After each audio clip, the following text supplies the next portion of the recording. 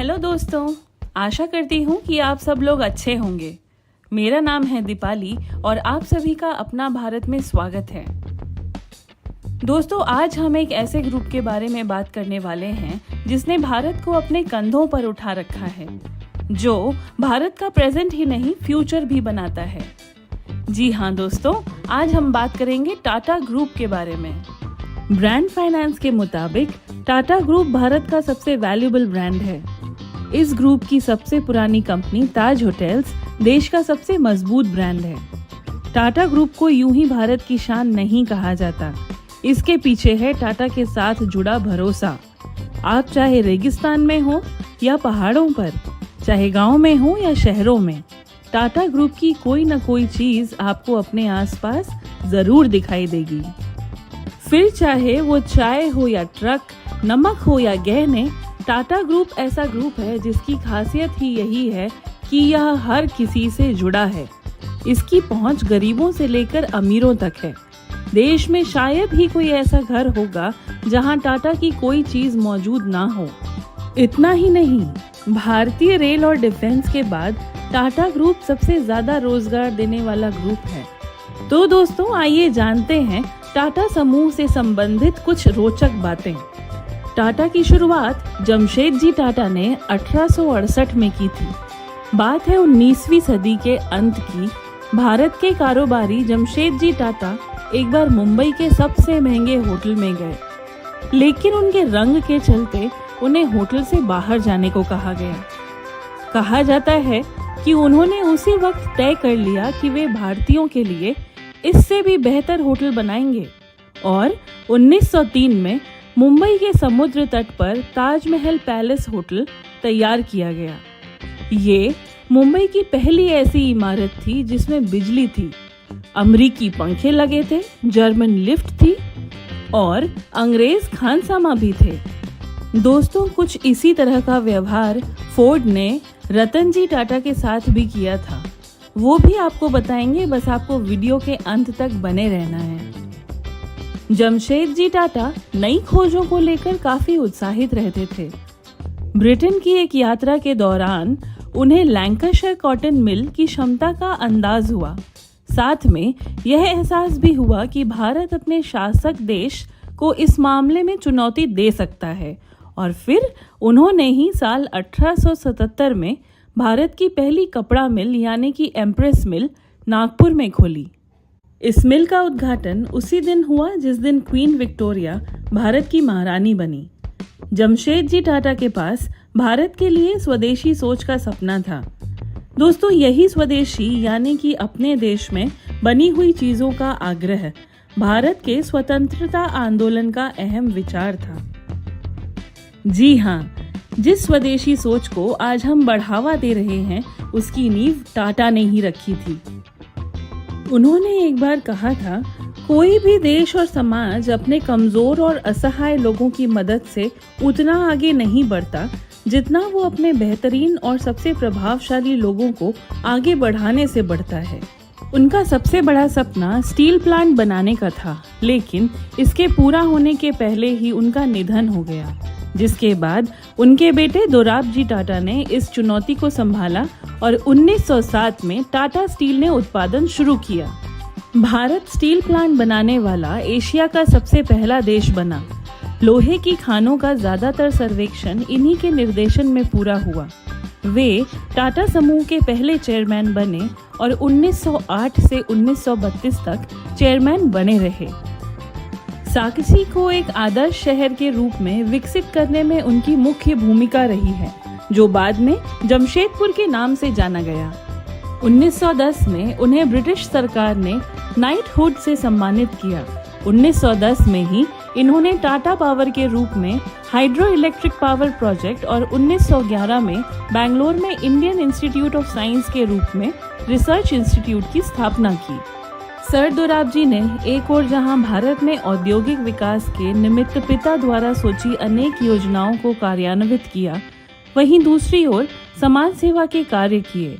पत्नी की मृत्यु के बाद लेडी टाटा मेमोरियल ट्रस्ट की स्थापना की, जिसका उद्देश्य रक्त संबंधी रोगों के अनुसंधान और अध्ययन में सहायता करना था। शिक्षा के प्रति भी इनका दृष्टिकोण बड़ा उदार था। जीवन के अंतिम वर्ष में इन्होंने अपनी सारी संपत्ति अपने नाम से स्थापित ट्रस्ट को सार्वजनिक कार्यों के लिए सौंप दी।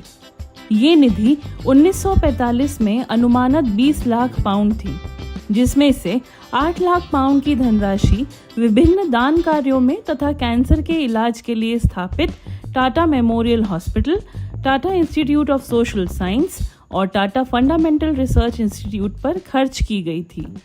दोस्तों, टाटा के कारोबार को संवारने वालों में JRD टाटा यानी जहांगीर टाटा का अहम योगदान रहा है। भारत में इस्पात इंजीनियरिंग, होटल, वायुयान और अन्य उद्योग के विकास में उन्होंने महत्वपूर्ण भूमिका निभाई।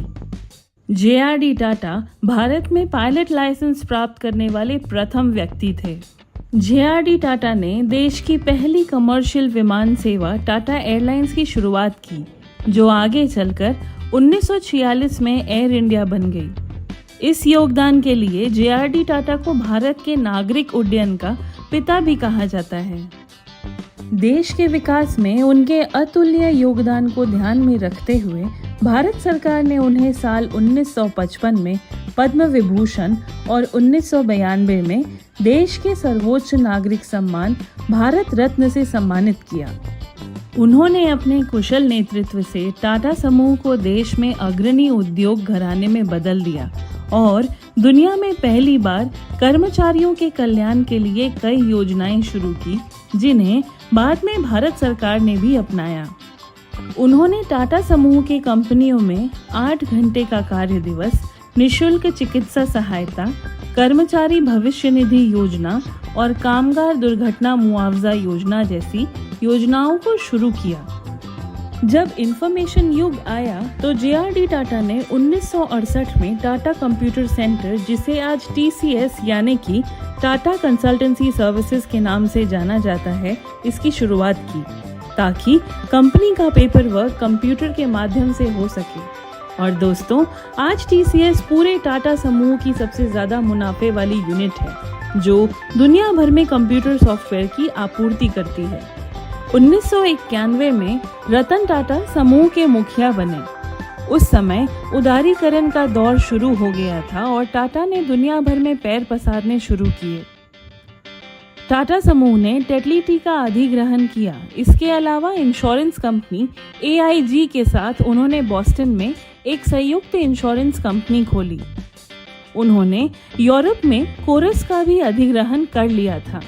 हमेशा से ही रतन टाटा का फोकस ऑटो सेक्टर की कंपनी टाटा मोटर्स पर रहा है। उन्होंने इसके जरिए कई तरह के प्रयोग किए, मसलन मिडिल क्लास की कार के सपने को पूरा करने के लिए नैनो को लॉन्च किया और टाटा पहली देशी पैसेंजर कार इंडिका को भी बनाया।